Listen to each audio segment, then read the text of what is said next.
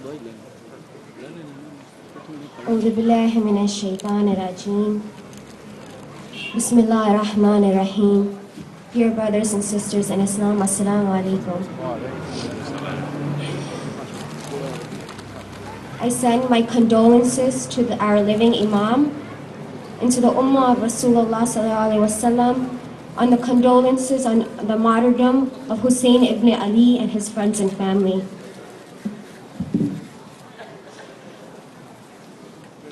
Today, as we gather here today, we remember, like every year, that Karbala is the cruelest tragedy that humanity has ever seen.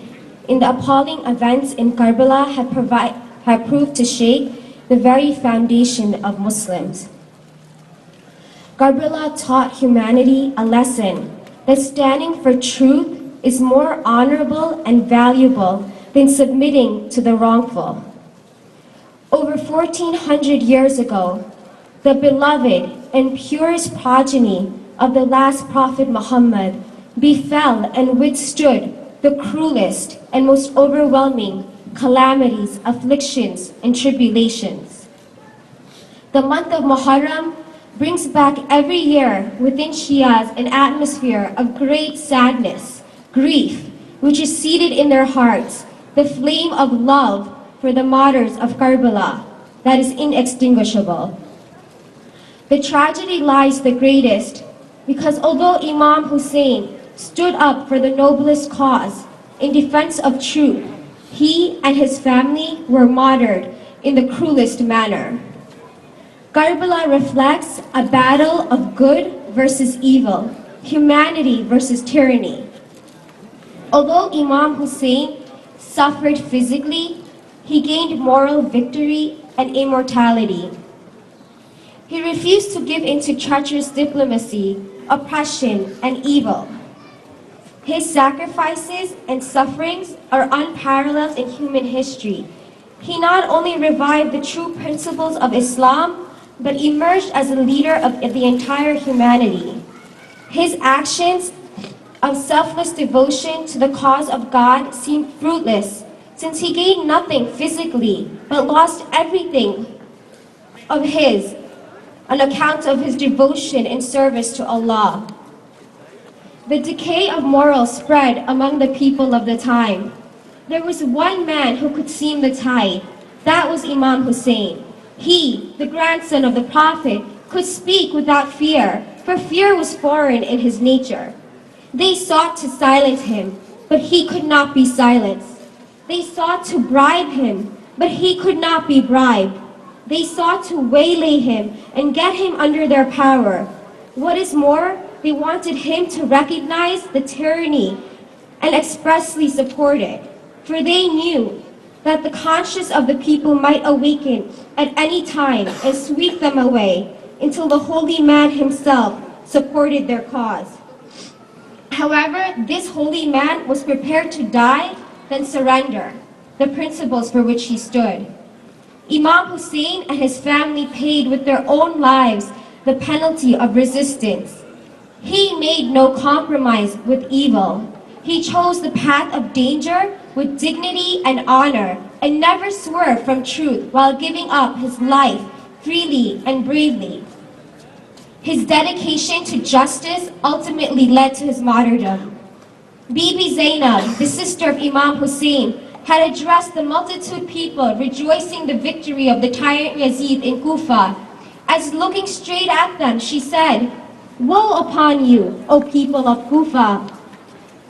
Woe upon you, O people of Kufa! Do you realize which piece of Muhammad's heart you have severed? Which pledge you have broken? Whose blood you have shed? Whose honor you have desecrated? It is not just Hussein whose headless body lies unburied on the burning sands of Karbala. It is the heart of the Holy Prophet. It is the very soul of Islam." The events of Karbala can provide us with a rich template for us to depict the way that we conduct our own lives with ethics, dignity, and morality. The true follower of Imam Hussein is one who has the moral strength to derive these insights from the event and to act on them in their own personal lives, especially when faced with adversity. These insights are of tremendous value, not merely to Shias or Muslims, but to all of humanity. What is remarkable about Karbala is that the Ahlul Bayt alayhi salam left us with signs of success to implement in our own lives. There is the patience of Hazrat Zainab. So the next time that we are in an affliction, remember the patience of Hazrat Zainab. The contentment and submission of Imam Hussein. When we are in a circumstance that is hard to deal with, remember to submit to Allah with contentment. The loyalty of Hazrat Abbas to the Imam of his time. To remind ourselves to be loyal to the Imam of our time, Imam al-Mahdi. They connected with Allah at every chance, to the extent that Karbala's battle was delayed by an additional night to be with their beloved in supplication and worship. Further, they exemplified ibadat in their every word and action. They were the living manifestation of the Quran. So let us also remind ourselves that there can be no azadari without namaz and amr bil maruf, but there can also be no namaz and amr maruf without azadari. These emotions, afflictions, and sadness bring us here today, but during the 10 days of Muharram, we are able to divide each night and commemorate the sacrifices of these individuals of the Ahlul Bayt by contributing every night to Hazrat Qasim, to Hazrat Ali Akbar, to Onan Muhammad. But have we ever stopped and thought for a moment that on that day of Ashura, the Ahlul Bayt couldn't catch a break? They couldn't even finish mourning for one corpse until another corpse came back. And they had to weep and console each other until they were punished for weeping for their own Ahlul Bayt. As Sayyid Hassan has said, throughout history, we see heavy sacrifices. This religion reached us through sacrifices and blood and martyrs and oppression, to the extent that the last messenger said, "No prophet was hurt as much as I was." However, what is the state of that man whose heart was filled with all of those feelings in one moment and within a few hours? What kind of state is this? What kind of heart, sincerity is this? These emotions, afflictions, and sadness occurring all at once in the heart of a man, that is Aba Abdullah Hussein, and in the heart of a lady, that is Zainab, peace be upon him. Yet what was their reaction? Imam Hussein raises his hands to the sky and says, "Are you satisfied, O Lord? Take until you are satisfied." When the Imam had called, "Is there anyone to help me?" no one was there to answer him. But we have our answer today. This call is still alive, brothers and sisters. This call is still alive and not limited for that time period. We should be able to reply and say, "Oh Imam, we are here. We are here for you. We are the Muslims you speak of, the Muslims you perished for. You have not died in vain. We are your sons and daughters, your next of kin. We are your Shia Muslims, and we will always remain united against tyranny, against oppression, and against injustice." Just to wrap up, I want to remind ourselves that if Imam Hussein accepted the corrupt lifestyle of Yazid, then Islam would have been different itself today.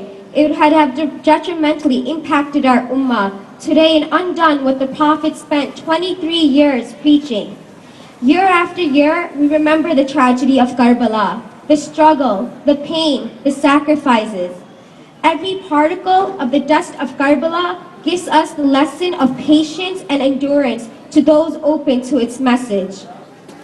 In spite of being helplessly besieged by the enemy, with members of family, relatives, and friends, witnessing his own kin wailing and shrieking with the intensity of thirst and hunger, lifting body after body from the battlefields, stained with blood, Imam Hussein never swerved an inch from the path of truth.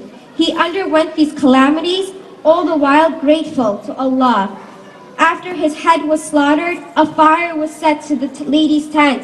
His family and others were captured and taken as prisoners of war from Kufa to Damascus. Okay. Bibi Zainab had gone to her grandfather's grave and said, "Oh, my grandfather, look at what they have done, and she complained with tears in her eyes.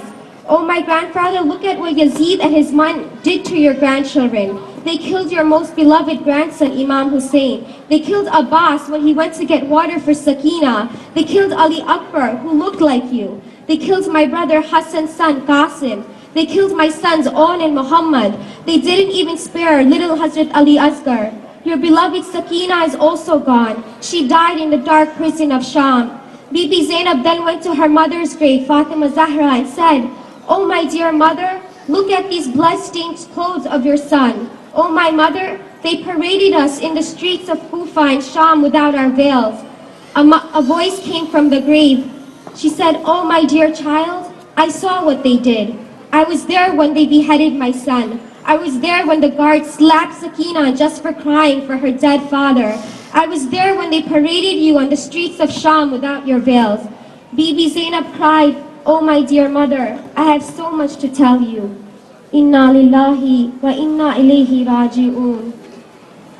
Karbala never passes away. Its anguish, lessons, and memory can never be effaced from the minds of men. Thank you.